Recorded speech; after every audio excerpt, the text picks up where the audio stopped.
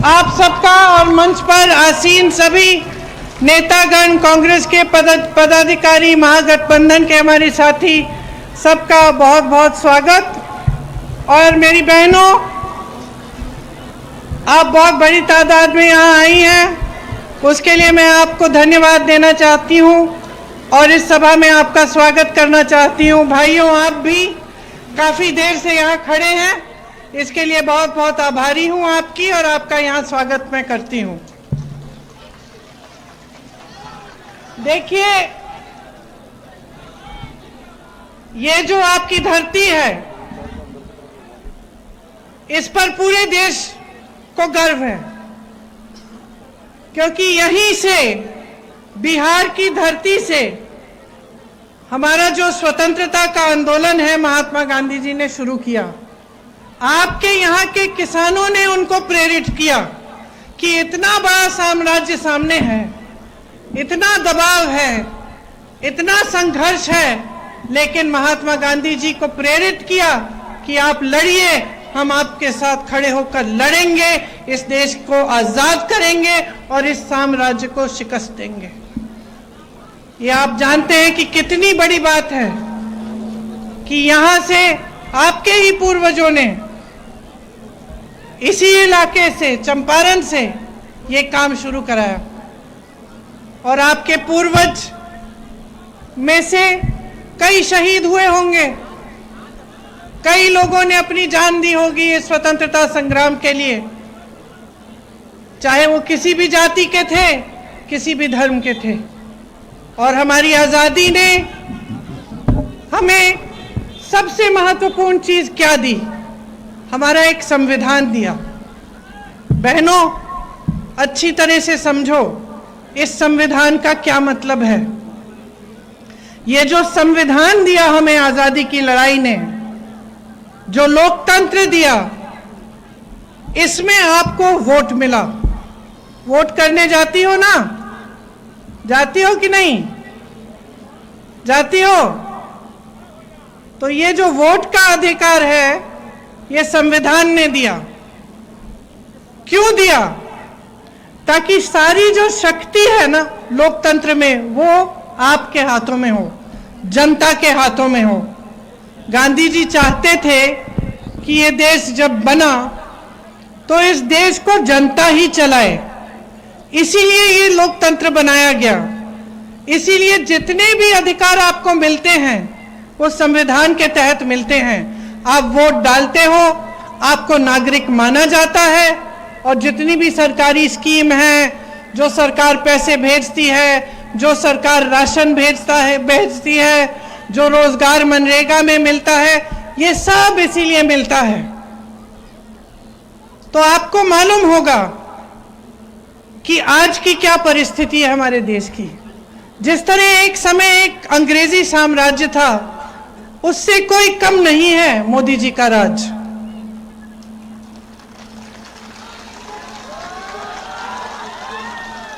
और मैं क्यों कह रही हूं ये बात? क्योंकि सबसे पहला काम इन्होंने क्या किया? जनता को कमजोर करने का काम किया, आपके हाथों को कमजोर करने का काम किया। 65 लाख वोट उन्होंने इस बार काटे हैं आपके। इसका मतलब है कि बिहार में 65 लाख लोग वोट नहीं दे पाएंगे, उसमें खास तौर से महिलाएं भी हैं। और इसलिए ये काम किया है ताकि वो वोट की चोरी द्वारा बार बार अपनी सरकार लेते आए। अब 20 सालों से इनकी सरकार चली है। आप सब मेरे सामने खड़े हो, मेरे बताने का फायदा नहीं, आप अपने जीवन के अनुभव को अच्छी तरह जानते हो कि नहीं? अब इतने सारे नौजवान हैं यहाँ, हाथ उठाओ, किसको रोजगार मिला है सरकार से? किसी को मिला है? नहीं मिला है। यहाँ से पलायन करके जाते हो, बाहर मिलता है ना रोजगार, अपने परिवारों को छोड़ के जाते हो। मैंने देखा है दिल्ली में आपके क्षेत्र के लोग पूरा परिवार यहाँ गांव में छोड़ के जाते हैं, महीने हो जाते हैं, बच्चों को नहीं देखते, माँ बाप को नहीं देखते, अपनी बीवियां को नहीं मिलते, महीने हो जाते हैं। किसी बड़े शहर में जाते हैं कोई छोटी मोटी नौकरी मिल जाती है, मजदूरी मिल जाती है। 5-6 लोग, 8-10 लोग एक एक कमरे में अपनी रोजी रोटी कमाने के लिए, ताकि यहाँ गांव में कुछ पैसा भेज पाएं, ताकि अपने बच्चों की परवरिश हो पाए। बड़े शहरों में कोई अपना नहीं होता, अपने आप खुद अकेले लड़ना पड़ता है, अपनी जगह के लिए, अपने रोजगार के लिए, अपनी रोजी रोटी के लिए। आज गरीब से गरीब परिवार अपने बच्चे को पढ़ाना चाहता है। कोई ऐसा परिवार नहीं है, कोई ऐसी महिला नहीं है जो ये नहीं चाहती कि मेरे बच्चे पढ़ेंगे और शिक्षित होंगे, है कि नहीं? अभी मैं उधर गई थी जहां बुनकर हैं, महिलाएं बुनकर हैं, शॉल बुन रही थी। वहां पे शायद एक संस्था है जिसके द्वारा वो कमाती हैं। मैंने पूछा कि बहन आपके बच्चे कितने हैं? बताया कि मेरे 3 बच्चे हैं। दूसरी बहन ने बताया कि मेरे 4-5 बच्चे हैं। तो मैंने पूछा क्या बच्चों को पढ़ाती हो? तो बोला हाँ। मैंने कहा कैसे? पति क्या करता है? पति खेती करता है। मैंने पूछा कि खेती से कितना कमा पा रहा है? कहती है कि खेती से इतना कमा लेता है कि हमारे पेट में भोजन मिल जाता है, और बाकी मैं कमा रही हूं जिससे मेरा परिवार चल रहा है। यह है आपकी सच्चाई। सच्चाई यह है कि आज खेती से कमा नहीं पा रहे हो। एक जमाने में खेती काफी थी, खेती करते थे, कमा लेते थे। आज खेती का सारा सामान महंगा है कि नहीं? सरकार ने कभी टैक्स लगा दी कुछ चीजों पे, ट्रैक्टर, ये वो, बाकी फिर तेल के दाम बढ़ गए।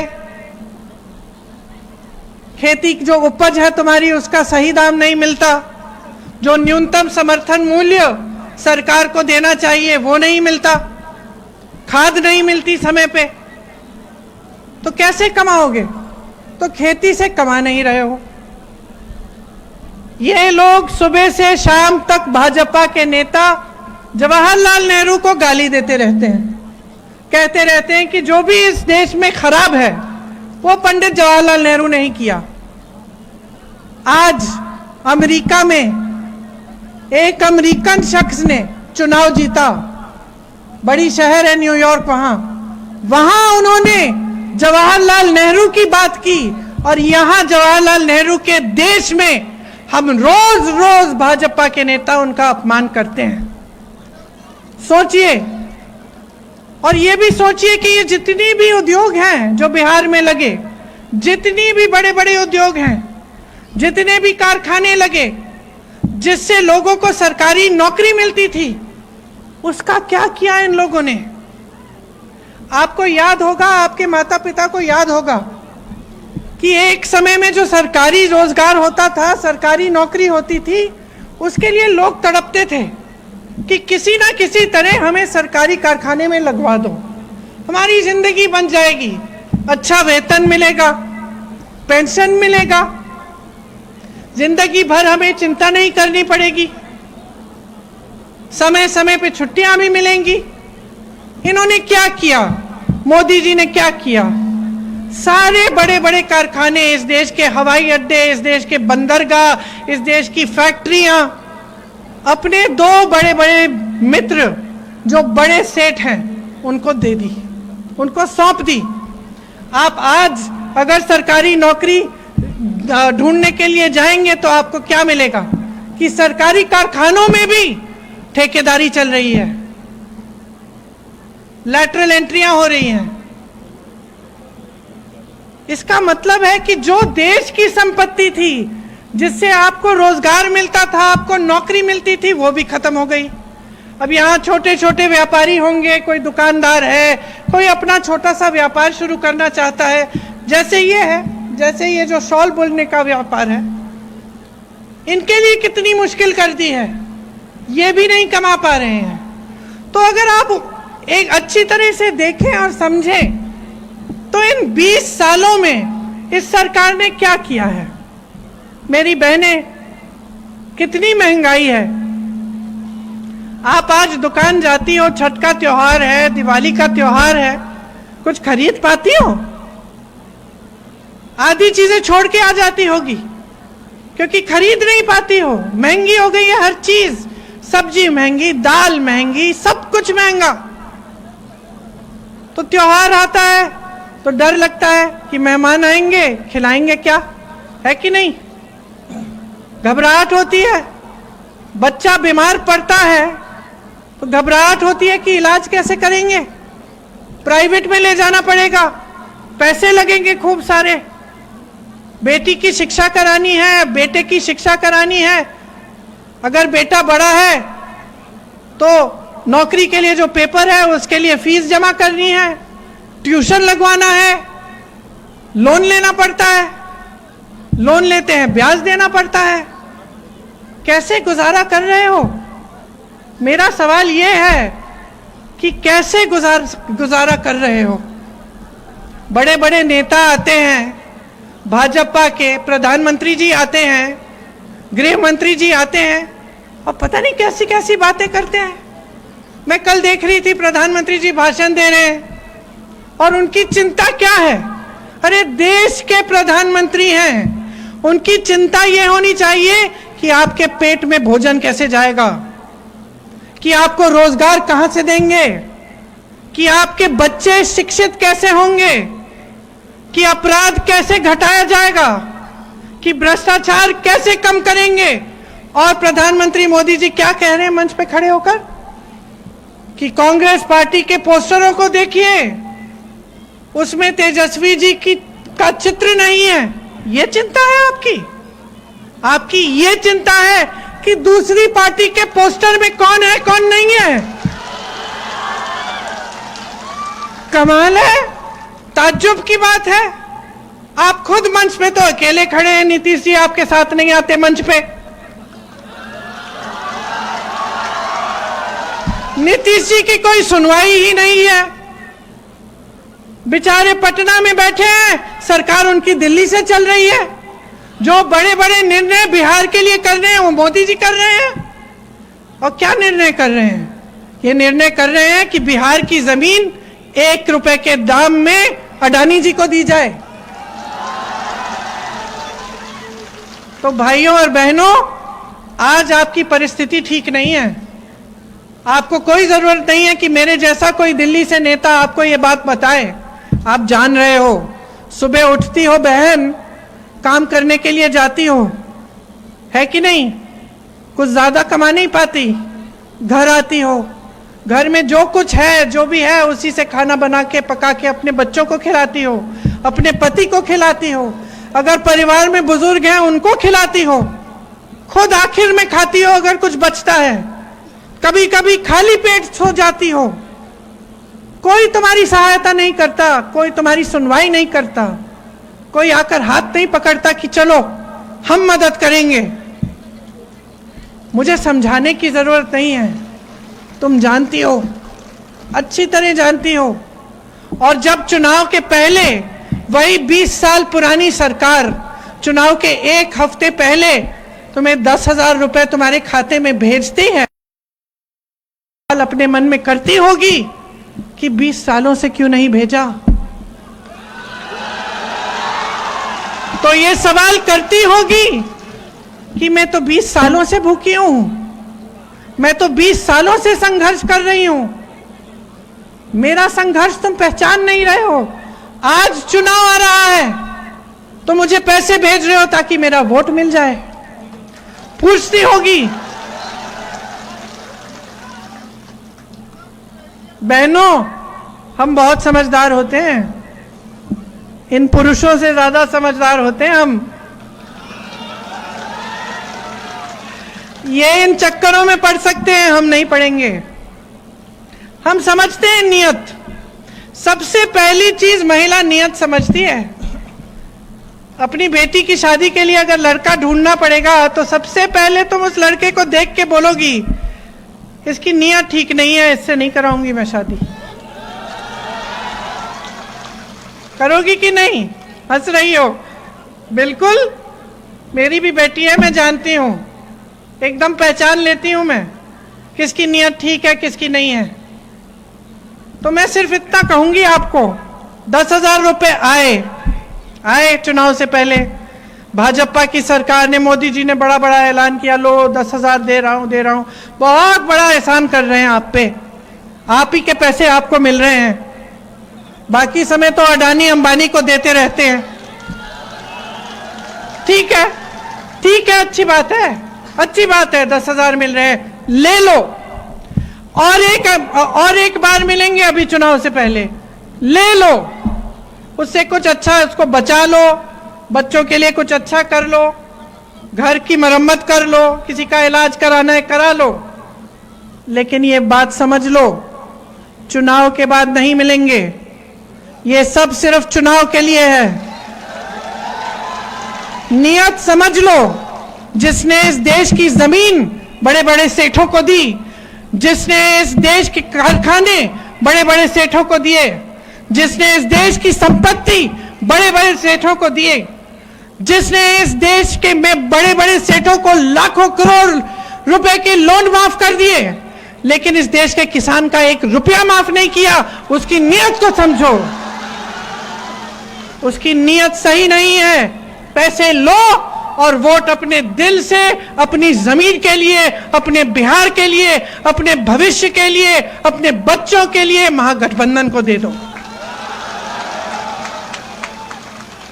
और सिर्फ मेरे कहने से नहीं, अपनी समझ से ये देखो भाइयों, 20 सालों से क्या हो रहा है यहां बिहार में। ये धरती जो है इस देश का गर्व है, इस देश का केंद्र होती थी। ये धरती, इसने सबसे बड़े बड़े अधिकारी दिए, आईपीएस दिए, आईएफएस दिए, आईएएस दिए, बड़े बड़े नेता दिए। स्वतंत्रता संग्राम से लेकर आज तक बड़े बड़े नेता दिए। इस धरती में जो शिक्षा की व्यवस्था थी वो इतनी बढ़िया थी कि अच्छे अच्छे अधिकारी सिर्फ बिहार से आते थे। ठप हो गई है। सारी कंपनी कहां जा रही है? गुजरात में जा रही है। मैंने नहीं कही है बात, आपने कही है ये बात। सारी ठेकेदारियां कहां जा रही है? सारा काम किसके पास जा रहा है? कहां के सेठ है वो? सब वहां जा रहा है, सब वहां जा रहा है, सब अडानी जी, अंबानी जी के पास जा रहा है। और यहां क्या हो रहा है? जब जब चुनाव आता है, चलो जनता को एक दूसरे से लड़ा लेते हैं, वोट मिलेगा। मैं उत्तर प्रदेश में काम करती थी। एक बार एक गांव में गई, कोई सड़क नहीं थी, पैदल गई, थोड़ी देर घर के अंदर घुस गई, एक महिला मिली। मैंने कहा बच्चे पढ़ा रही हो? कहती है नहीं, पाठशाला ही नहीं है। अच्छा, तो फिर क्या करती हो? यहाँ बैठे रहते हैं, मैं काम करती हूँ। ठीक है। पानी है? नहीं है। टूटी है लेकिन पानी नहीं आता। बिजली है? खंबा लगा था 10 साल पहले, बिजली नहीं आती। सही बात है, मैं तो यूपी की कर रही हूं, यहां भी वही होगा। तो मैंने पूछा, अच्छा बताओ वोट किसको देती हो?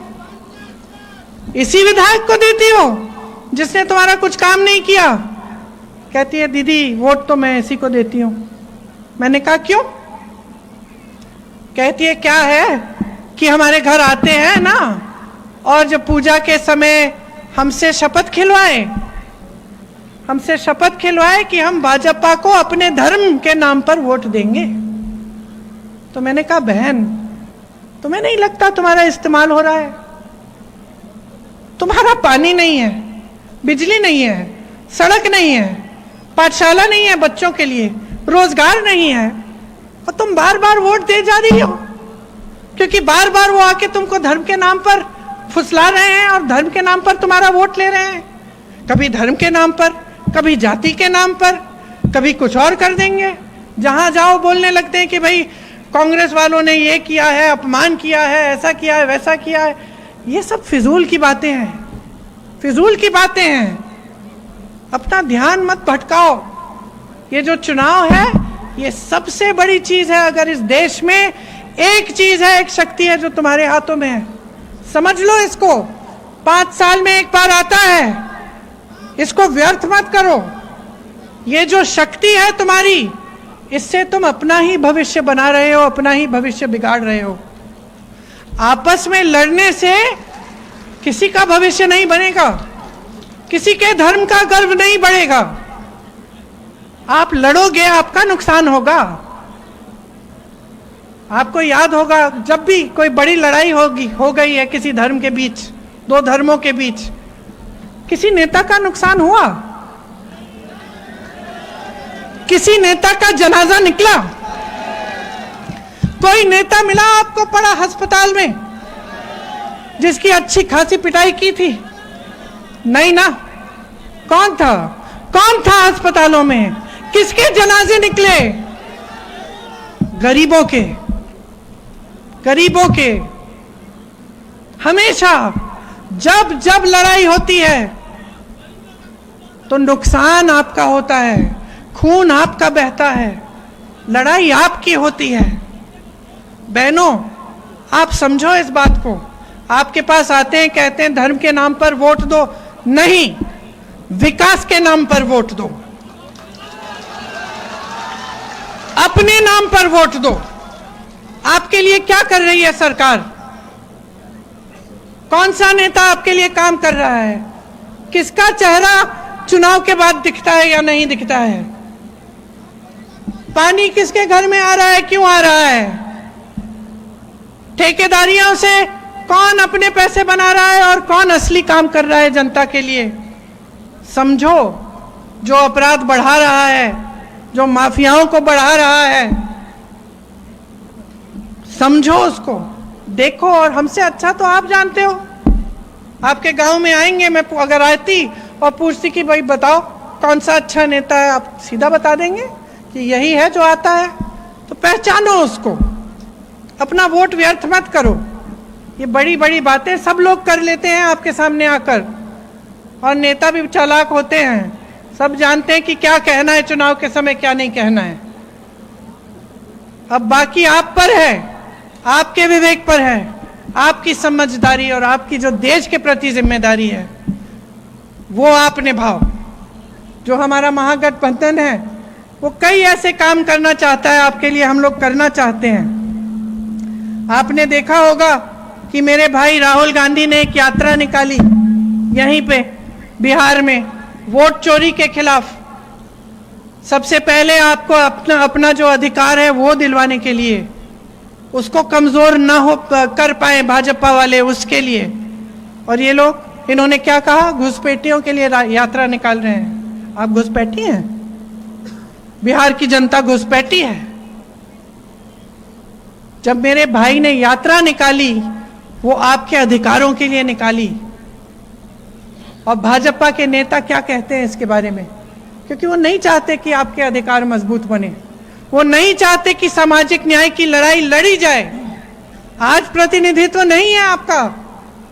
बहुत जगहों आप जहां भी देखो तो पूरी तरह से प्रतिनिधित्व नहीं है। हर जाति का होना चाहिए, अति पिछड़ी जातियों का, पिछड़ी जातियों का, अल्पसंख्यकों का, दलितों का अच्छी तरह से प्रतिनिधित्व होना चाहिए। सही से रोजगार मिलना चाहिए, सही से मौके मिलने चाहिए। यही हमें हमारे संविधान में लिखा है। इसी संविधान के लिए महात्मा गांधी जी लड़े, इसी संविधान के लिए आज तेजस्वी जी, राहुल जी, हम सब लड़ रहे हैं। ये आपकी लड़ाई है, इस लड़ाई को पहचानिए। युवाओं के लिए हम जानते हैं कि आपके पेपर लीक होते हैं और उससे कितना नुकसान होता है। जो बच्चा फीस दे देकर, ट्यूशन भर भर कर, फॉर्म भर भर कर पेपर दे रहा है, फीस भरता है फॉर्म का, फिर भी वो पेपर लीक होता है, घोटाला होता है, उस बेचारे को नौकरी नहीं मिलती, उसका समय बर्बाद हो रहा है, उसकी जवानी बर्बाद हो रही है। कई बच्चे 28-28 साल के होते हैं, नियुक्तियां का इंतजार कर रहे हैं, नियुक्तियां होती नहीं है। हाँ, जानती हूं मैं। यूपी में भी यही हाल है, पेपर लीक पे पेपर लीक। ऐसे बच्चे जो 28 साल के हो गए हैं, शादी नहीं हो पा रही है, नौकरी नहीं मिल पा रही है, पेपर लीक हो रहा है हमेशा, बार बार एग्जाम दे रहे हैं, बार बार लीक हो रहा है, बार बार बेचारे आशा उम्मीद रख के बैठे हैं। तो हम चाहते हैं कि आप जब फॉर्म भरोगे इम्तिहान के लिए तो कोई फीस नहीं होगी। हम चाहते हैं और हम करेंगे कि जब पेपर देने जाओगे तो पेपर जो एग्जाम का सेंटर है वहां तक आने जाने का आपको कोई निःशुल्क, आप जाओगे और निःशुल्क आओगे। हम अगर पेपर लीक होगा तो सख्त से सख्त कार्रवाई करेंगे और एक जॉब का कैलेंडर बनेगा जिसमें जिस दिन आपका पेपर है उसका डेट, जिस दिन आपका रिजल्ट आएगा उसका डेट, जिस दिन आपकी नियुक्तियां होंगी उसका डेट, सब पहले से हम तय करेंगे। और अगर इधर उधर हुई, अगर किसी अधिकारी ने या किसी ने घोटाला करने की कोशिश की तो सख्त से सख्त कार्रवाई करेंगे। हम चाहते हैं कि ये जितने भी नौजवान हैं यहाँ जो गरीब परिवार के हैं, कोई अपना छोटा सा बिजनेस शुरू करना चाहता हो तो छोटा सा अपना व्यापार यहीं पे पलायन करने के बजाय तो उसको 2 लाख रुपए सरकार देगी कि लो अपना बिजनेस शुरू करो। चाहते हैं कि जो गरीब परिवार हैं, जिस परिवार में एक भी रोजगार नहीं है, उसे कम से कम एक सरकारी नौकरी देने की हम पूरी कोशिश करेंगे। जो लाखों सरकारी पद खाली हैं उनको भरने का काम सबसे पहले हम करेंगे। मेरी बहनें, आपके लिए भी हमने सोचा है। आज जो सिलेंडर आप इतना महंगा खरीद रहे हो, इसको हम 500 रुपए का करेंगे। और हमने जहां जहां कांग्रेस की सरकारें हैं हमने ये काम किया है, सिलेंडर का दाम हमने घटाया है।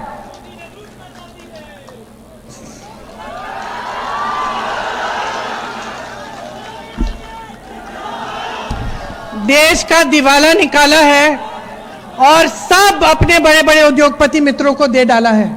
रोक लो इनको, रोक लो इनको, सब खत्म करने जा रहे हैं।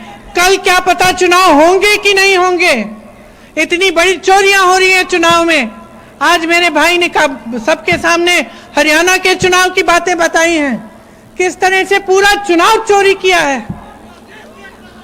पूरा देश देख रहा है और पूरे देश को देखना चाहिए। लेकिन मेरे भाई, देश से शिकायत है, देश चुप क्यों है? चुप क्यों हो? अपनी शक्ति को पहचान क्यों नहीं रहे हो? बदलो इनको।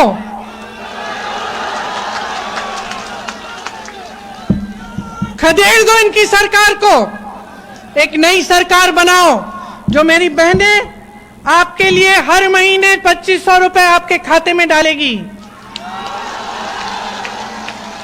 जो हर गरीब परिवार को एक मकान या 3 से 5 डिसमिल जमीन देगी और वो जमीन मेरी बहनों आपके नाम होगी। एक ऐसी सरकार लाओ जो आपकी बच्चियों को पढ़ाएगी, लिखाएगी और रोजगार देगी, ताकि सिर्फ बेटा नहीं, बेटी भी गर्व से अपने परिवार के लिए पैसे कमाएगी। मेरी बहनें, ऐसी सरकार लाओ जो कांग्रेस में राजस्थान की सरकार थी, जिसमें 25 लाख रुपए का इलाज आपको मुफ्त मिलेगा। कांग्रेस की जो राजस्थान की सरकार थी, उसमें कैंसर के पेशेंट, हार्ट के पेशेंट, लिवर के पेशेंट, सबका इलाज मुफ्त हो रहा था। मैं मिली थी ऐसे लोगों से, रोकर मुझे धन्यवाद देते थे कि आपकी सरकार, कांग्रेस की सरकार ने हमारा पूरा इलाज कराया, हमें एक पैसा नहीं देना पड़ा। एक महिला ने मुझसे कहा कि बहन, ऐसा पूरे देश में लागू करो, पूरे देश में लागू करो, क्योंकि इलाज इतना महंगा होता है, कमर टूट जाती है, दिल टूट जाता है, परिवार उजड़ जाता है इलाज कराते कराते जब बड़ी बीमारी होती है। तो हम चाहते हैं कि यही बिहार में लागू हो कि 25 लाख रुपए तक आपको मुफ्त इलाज मिले। ये सब सरकारी कर्मचारी यहां खड़े हैं, सरकारी अधिकारी हैं। इस 20 साल की सरकार ने क्या किया है आपके लिए? क्या किया है? आप अपने पुराने पेंशन के लिए रो रहे हैं। पुराने पेंशन मांग मांग कर आप दुखी हो गए हैं। कोई भी अधिकारी हो उससे पूछ लो सबसे बड़ी मांग क्या है। कोई सुनवाई नहीं है, कोई सुनवाई नहीं। आपके पेंशन के पैसे भी मार्केट में जाएंगे, बड़े बड़े उद्योगपतियों के कंपनी में डल रहे हैं। अगर हमारी सरकार आएगी बिहार में, आपको पुराना पेंशन मिलेगा और दिव्यांग पेंशन 3000 रुपए का होगा। विधवा पेंशन 1500 रुपए का, और उसमें हर साल 200 रुपए हम बढ़ाएंगे। इसके अलावा 200 यूनिट बिजली मुफ्त की दिलवाएंगे। मनरेगा में प्रतिदिन आपको 300 रुपए दिए जाएंगे, और जो काम के दिन हैं उनको दुगना किया जाएगा। ये सब काम हम आपके लिए करना चाहते हैं। हम आपके लिए लड़ रहे हैं क्योंकि हम समझते हैं कि इस देश की संपत्ति आपकी संपत्ति है। आपके पूर्वजों की तरह हमारे पूर्वज भी लड़े आजादी के लिए, शहीद हुए इस देश के लिए। इस मिट्टी में खून है, आपका भी है, हमारा भी है। और जो मंचों पर खड़े होकर उस खून को या उस शहादत को परिवारवाद कहते हैं, वो उस शहादत को समझ नहीं पाएंगे, समझ नहीं सकते। ये परिवारवाद नहीं है, ये धर्म है हमारा आपके प्रति, ये धर्म है हमारा इस देश के प्रति, ये धर्म है हमारा इस मिट्टी के प्रति जिसके अंदर हमारे पूर्वजों का खून है। और ये कुछ भी कहें, ये कुछ भी करें, हम रुकेंगे नहीं। हम आपके लिए लड़ते रहेंगे जब तक आपके अधिकार फिर से मजबूत ना हो, जब तक आपका वोट मजबूत ना हो, जब तक इस देश में लोकतंत्र ठीक ढंग से वापस शक्ति के साथ ना आए, जब तक ये वोट चोरी खत्म ना हो, जब तक ये इनकी जो नई प्रथा है कि सब कुछ देश की संपत्ति बड़े बड़े उद्योगपतियों को दी जा रही है, ये खत्म ना हो, जब तक आपके हवाई अड्डे मुफ्त में इनको दिए नहीं जाएं, जब तक आपकी बंदरगाह, आपकी सड़कों के ठेके ये सब छीन न लें आपसे, तब तक, जब तक ये सब बंद नहीं होगा, तब तक हम रुकेंगे नहीं। तब तक हम आपके लिए लड़ते रहेंगे, तब तक हम इस देश के लिए लड़ेंगे और आपको लड़के दिखाएंगे।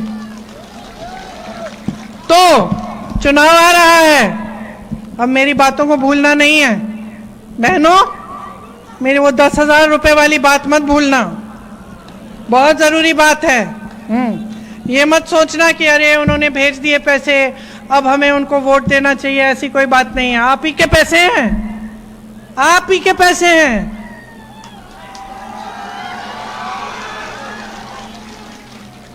आप वोट अपने मन से दो, जो ठीक काम कर रहा है आपके लिए उसको दो, जो इस देश को बनाएगा उसको दो। और मेरे भाइयों, थक गए होगे आप पलायन करके, बड़े बड़े शहरों में रह के, खून पसीना बहा के फिर भी कमा नहीं पा रहे हो, थक गए होगे और सुनवाई नहीं है।